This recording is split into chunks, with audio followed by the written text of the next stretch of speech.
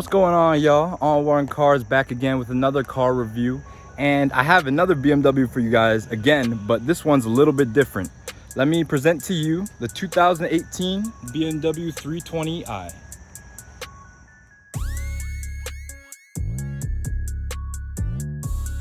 So before I get started, thank you guys for helping me reach 300 subscribers. I know it's not much right now, but it's a milestone for me, and I'm on my way to 1,000. But in order for me to get there, I need you guys to subscribe and like and comment, get the algorithm going, let YouTube know that you're interested in these types of videos so I can keep putting them out. I just wanted to give a big shout out to my good friend Sidiq for letting me borrow his 320i, which he just got not too long ago. Now, what is so special about this car? Well, let me begin with a quick history of what this car is supposed to represent in the BMW lineup. If you're not familiar with the E46 version of the 3 Series, back in the day there was a 325i, a 328i, and a 330i, right? 3 different models. When the E90 series came out, BMW had the 328 and the 330. Those were the only two for a little bit until the 335 came out. And that was the twin turbo version of the straight six that appeared in both the 325 and the 328. So basically the 325 and the 328 both shared the same engine. The 325 was detuned. It was like 180 something horsepower, 200 torque. The 328i had around 240 horsepower. So it was just a little bit of a bump, but it was a necessary bump to make people almost stop buying the 325i. But as BMW has progressed their top level of car, the 335, it's now become faster than ever before. It was basically bringing the whole 3 Series lineup up with it. So now it was a good time to add in that base level, entry level trim that they were missing for a long time. This is a 2018 version, which means that it is the last model year of the F30 LCI model. Early versions of the F30 320 had the N20 engine, 4-cylinder turbo, but this one actually has the B48, which is the successor of the N20. So this car has the B48 engine, which is BMW's newest 4-cylinder turbo. It replaced the N20, which was also a 4-cylinder turbo that was found in the pre-LCI versions of this car and the 328 as well. So this car, being the 320, is the entry-level model in the lineup. Then they have the 330, which was the old 328, and then they have the 340, which was the old 335. They made the numbers a little bit easier for the consumers because it was getting kind of confusing. Now they just have it by tens and it's starting to make sense. I mean, as cars get faster and faster, the numbers go up, you know. The fastest used to be a 328. It used to be 323, 325, 328, and it became 325, 328, 335, and then it became 328, 335, then it became 320, 330, 340. So you can see where they're going with this. So what's so special about the entry-level BMW 3 Series? Well, for one, it's the cheapest BMW you can get, the easiest way to get into the brand. And for the price, it's a very clean car. Black on black, my favorite spec, you guys already know that. But in terms of competition, you gotta think this is a Turbo 4 with 4-wheel drive in a sports sedan. Not many things can compete with this, besides maybe like an Audi. Its direct competition is like a Quattro A4 or something. But it also competes with Subaru. It competes with luxury Japanese brands such as Lexus, Acura, Infiniti. All the cars that are available with all-wheel drive for their smallest of the range, this competes with. So being that BMW decided to enter this particular segment of the car market, how well did they do? Is this a good example of something that is entry-level sports sedan? Does it really give what BMW says they give, the ultimate driving machine, even though it's the entry-level trim? Just briefly driving this around, I can tell you it's a good car to drive. The controls are light. The steering is lighter than you expect from a 3 Series. The pedal feels are light. It's easy to drive. It's comfortable. It's pliable. The suspension works. It smooths out the bumps. You know, it's a new car, so it has to ride good, and this does ride pretty good. Obviously, the difference between this, the 330 and the 340, are not only the engines, but the options that come on the car. This car does not have as many options as those car does, but then again, it has everything you need. I really like the design of the F30. It's very stately and aggressive at the same time. You know, it has these sharp edges on the front, but then the side is nice. It's plain. There's not too much going on. One thing is funny though about BMWs is that people can automatically tell what you got just by your exhaust. And they really wanted to make you feel like you got the 320i. They gave you one exhaust. Some of the complaints I have coming from older generations of cars into these new ones, the older generation of cars just seem to be made more for the purpose of being a car. This is more of a product, you know. So back then they used a straight six engine. It was butter. It revved nicely. But this car, it's turbo 4. It feels like a turbo 4. It literally feels like you are driving a Ford or a Chevy. Sometimes when you start it up, it makes that sound, like it's almost like a crunchy sound. You'll hear it later. But it's stuff like that. It doesn't give you the feel that you'd expect if you came from something of a different generation. If you're buying one of these for the first time, this is going to be very nice. As you can see, we got LED headlights and tail lights. They really make this car pop. It gives it a nice light signature, especially at night. One of the things I love about new BMWs is their light signatures. The use of white daytime running lights. BMW and Audi are doing pretty good. Same with the tail lights, LED tail lights. And so you can tell it's an LCI model because it has these tail lights. Look pretty cool at night. They were cooler when they first came out though. Now the new tail lights look even better. As you can see, we got the style 395 wheels. They're not too bad, but they definitely emphasize that this is a 320. You're not getting any big wheels here. You're getting the standard 17s. Wrapped in two 25s up front, and I guess two 25s in the back. If it's a square setup, which it should be because it's four-wheel drive. If you're buying one of these for the first time, this is going to give you a proper BMW experience. It looks like a BMW. It feels like one on the inside. There's nothing that screams cheap about this car unless you know what you're talking about. You know, if you're just getting into one of these, people think it's a nice car. I mean, I'm not saying that I don't think it's a nice car. I think this is a very nice car. It's a 2018. This is the newest car I've ever driven. Really, the newest BMW I've ever driven. So I'd drive it, but I'd also have to have something a little bit faster too. But let's take a look at that B48 motor, the wonderful 2-liter 4-cylinder motor that powers this car. What's interesting about the F30 is that to open the hood, you got to just pull this twice. There's no lock mechanism under the hood, which took me about 10 minutes to figure out. So pull it once, twice, hood's open.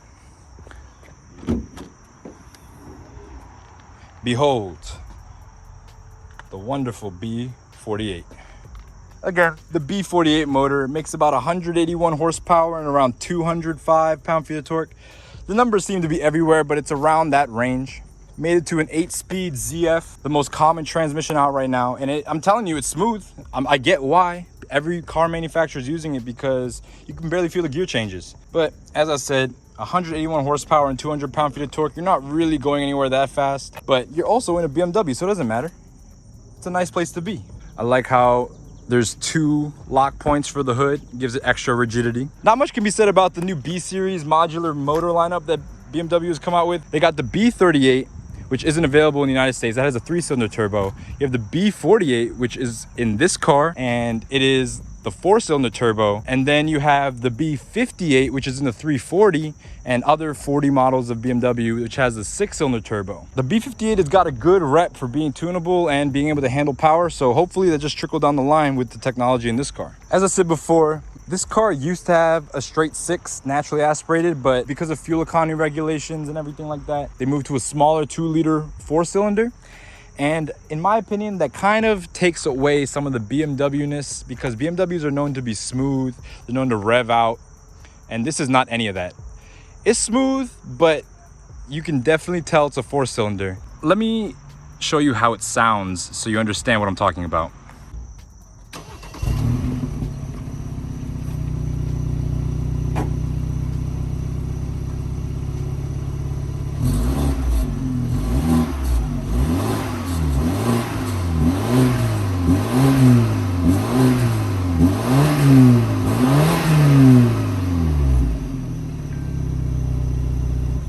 But as I said before, cars now become more of an appliance rather than a driving experience. Sound like that doesn't really matter to the average consumer. They just want it to work all the time and they want it to get good gas mileage.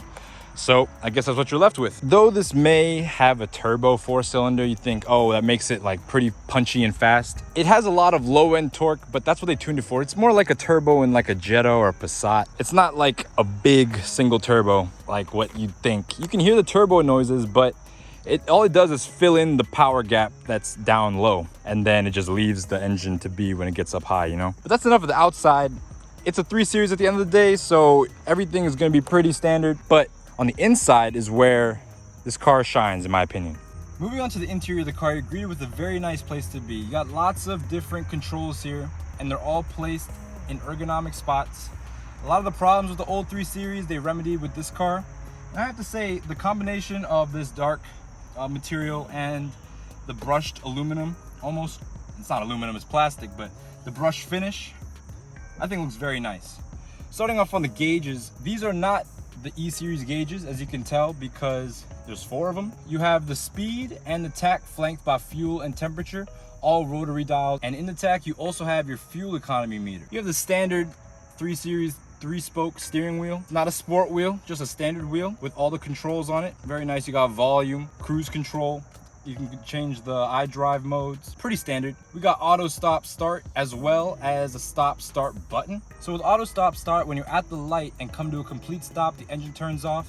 And as soon as you let go of the brake, the engine turns on. And this is one of the few systems I've used that works pretty seamlessly. Now, I know you're seeing this interior, and I know it's the Sensatech leather, not the real leather, right? But this is a good option if you want something cheap and durable that looks pretty good. The seats aren't the softest, but they're also not hard. They're pretty standard. You get these regular seats. These aren't the comfort of the sport seats. I just believe these are the regular seats, but they're more comfortable than a lot of other seats out there. As you can see, BMW has a new gear shifter, which reminds me of kind of like an aircraft joystick. It doesn't show you what gear it's in based on the position. You have to read the readout right here. It takes some time to get used to, but you know, it works, so I can't really say much about it. Up here, you got a small screen. It's not full size at all. You don't have the full iDrive features as well. I don't believe this has nav, but you still have a nice display, and you have a nice wheel here that works very well, very responsive. Not really that many problems. I don't ask for much in a car, so this is extra for me. Again, moving down, we got the BMW. I learned this is called like face temperature control. This knob right here actually controls the temperature that hits your face. That's what someone said.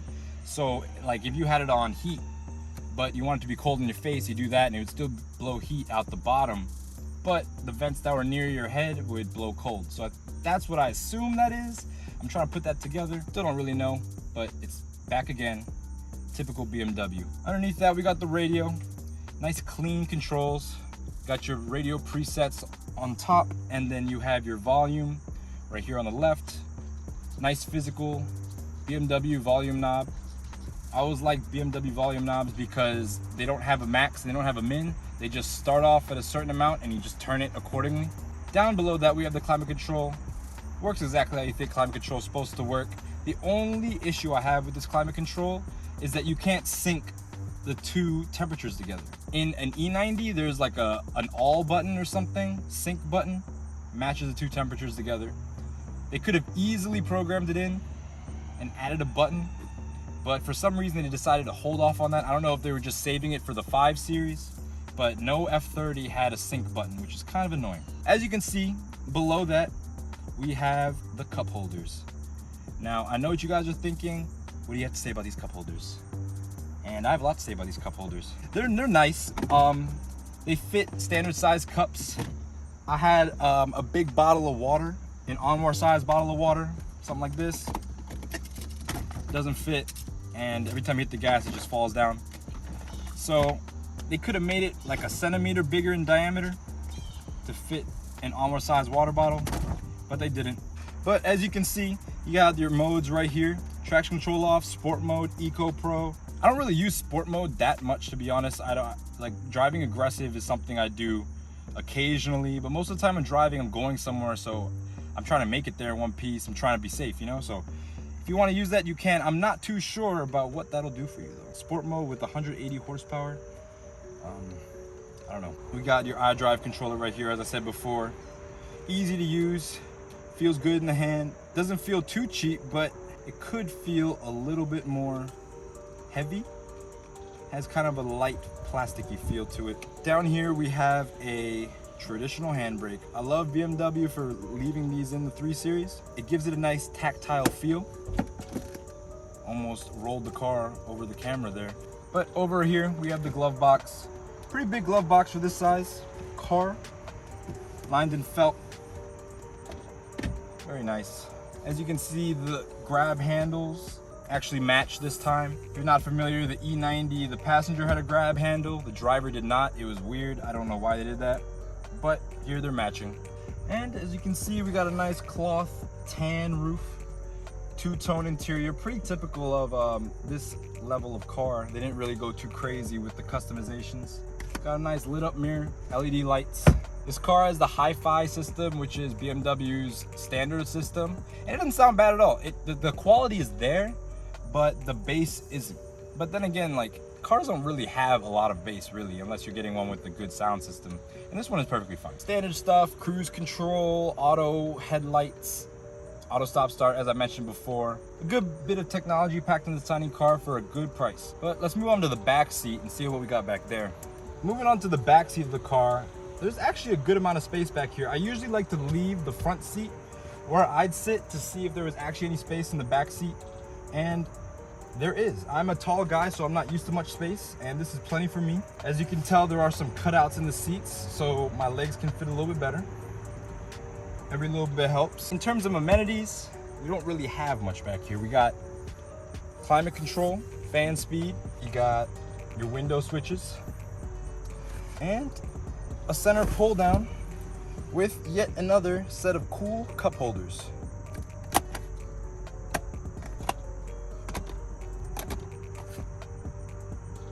Another piece of German over-engineering. This car does not have a pass-through. Interesting, I guess you'd have to get the cold weather package for that. I remember my E90 didn't have a pass-through either, which I thought was so dumb. Seats back here are nice. The angle, the backrest is at a good angle. I always found that 3 Series back seats were pretty comfortable for the size of the car that they're in. Not really any complaints. If you're an F30 owner, you could let me know if I'm wrong about this, but is it just me, or these door sounds don't sound how BMWs used to sound? There's like a hollowness to it. I was told that the 320 did have some sound deadening taken out of the body panels simply for cost cutting. I do not agree that BMW should have done that. If they did, I think it's a cop-out. You can cut costs in other ways without affecting the quality of your car, because closing the doors is something that I've always loved on BMWs. It makes a satisfying click. It's different than like a G-Wagon click, because that's a real click, but this one is like a deep click. But I'll do it again. It just sounded kind of hollow. But as you can see, ignoring the dirty trunk, it actually has a good amount of space. It has 13 cubic feet of space, which is not that bad for a car of this segment. Also, the trunk goes up by itself when you unlock it, which is pretty cool. See? But that's enough of me rambling on about the car. Let's hop inside and see if it really feels like a true BMW should.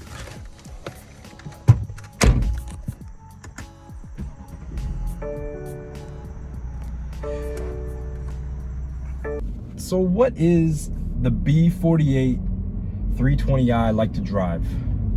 Well, if you compare it to a straight 6 type of feel, this car has a lot more low-end torque than the old straight 6 used to have, which honestly is a lot better for daily driving.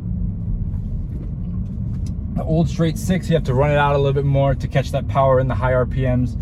But because this has a little turbo to help it out, that really fills in the torque gap down low. As I mentioned before, the steering on this is surprisingly light. I'm used to my 335 steering, which was hydraulic and heavy. BMW actually switched to electric steering shortly after the E90 series, and it definitely feels electric when compared to a hydraulic rack.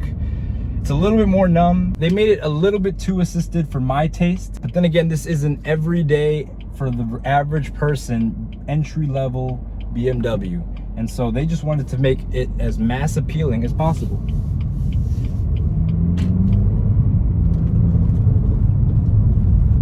Quite a bit of roll. You give it a sharp turn, it will load up and you can feel it. But that just means the suspension is compliant and it's comfortable. Makes a little bit more road noise than I would like, but let's give it some gas.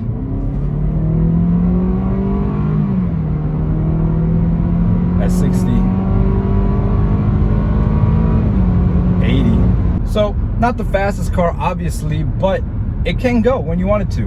I'm not knocking it in any way. I actually think that cars like this are super necessary for brands like BMW to keep doing what they do on the top end. You need these entry-level cars to not only fund the more expensive projects, but you need to constantly getting more people into the brand, and this is what this is for. BMW has always been known as the ultimate driving machine, so I'm trying to see how sporty they've made this car, because at the end of the day, it is a 3 Series, so it should have that innate balance that you desire from the 3 Series.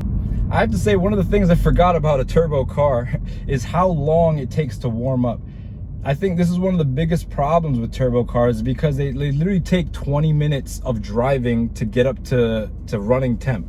And so this whole time when I was driving around, going from the house, going to set up the shoot, going to 7-Eleven, going to get the car wash, this is the warmest the car has ever been. And it's at the quarter of the temperature. It's halfway between 160 and 250. What's that, 205? I remember with my 335, it barely got warmed up ever, because I was living on campus and I would just drive it to class or to McDonald's or something, and it resulted in my car getting used to never being warm and developing a tick. And the only way I could get rid of that tick was to drive it and let it warm up every time for like a week straight, and then it would adjust accordingly. But that just has me wondering whether if cars like this won't make it that long, because people really don't know that you gotta warm them up before you just start flooring it.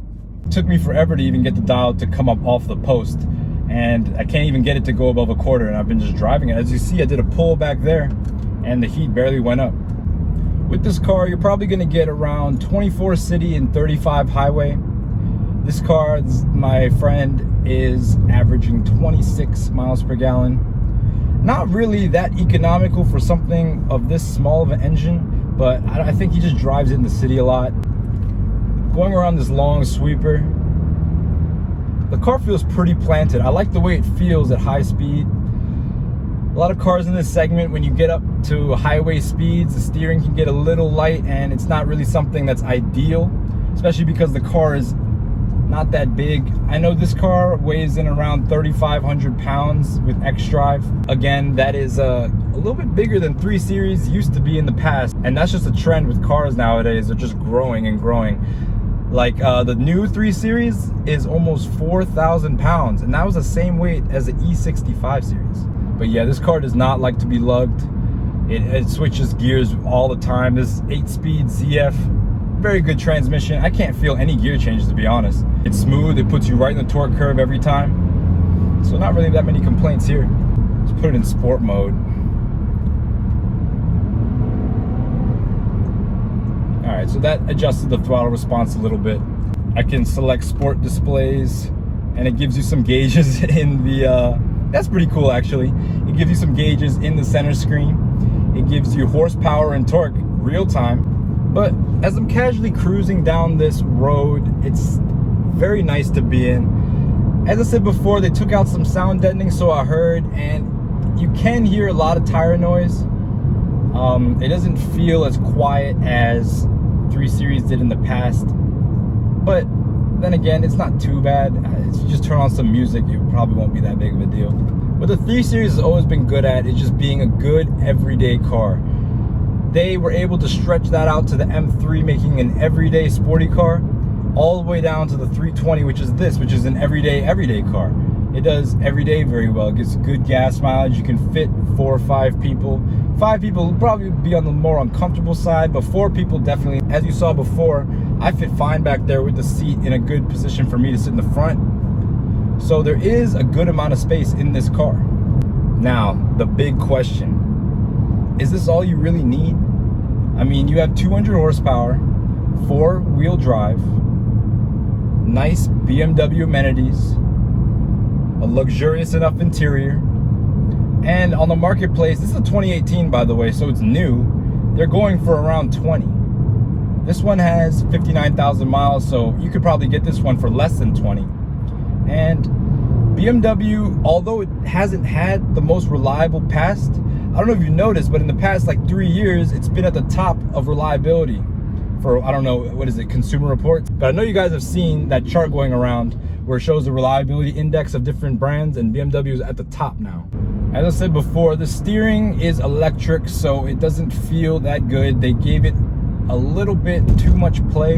In my opinion, there is a little bit of dead on center. Again, that's to make it less twitchy, more controllable for the average driver, but for me, it just needs a little bit more response.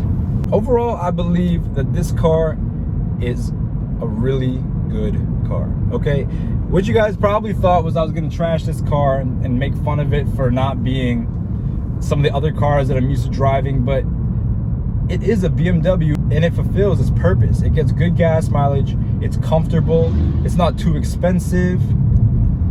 It's just an all-around good car. Now, personally, if I was going to get an entry-level BMW, I'd get the 328 just because it has an extra 40 horsepower and torque, and I think that is a lot when you're dealing with a car with 180 horsepower. So I would go that route. It'd be a little bit more expensive, but it would just suit me a little bit better. But in terms of if you really don't care about all that, this car is perfect. I'd have to say yes, this does feel like a BMW at the end of the day. You got all the standard BMW amenities, the look is there, the seamlessness with just how the interior looks, the quality, sense of tech, good enough, you know. But that about wraps up my review of this BMW F30 320i. Thank you, Sidiq, for letting me borrow your car, man. I really appreciate it. If any of you guys want your car reviewed, let me know. Shoot me an email, leave a comment down below. Don't forget to like, comment, and subscribe, y'all. I know 95% of y'all aren't subscribed, so just hit the button so you know when I'm coming out with new videos. I put out a lot of videos. At least I'm going to put out a lot of videos. I put out a lot this month, for me at least. It's been a lot of editing, so just do that for me. Just do me that quick favor. And until next time, y'all be easy and have a good one.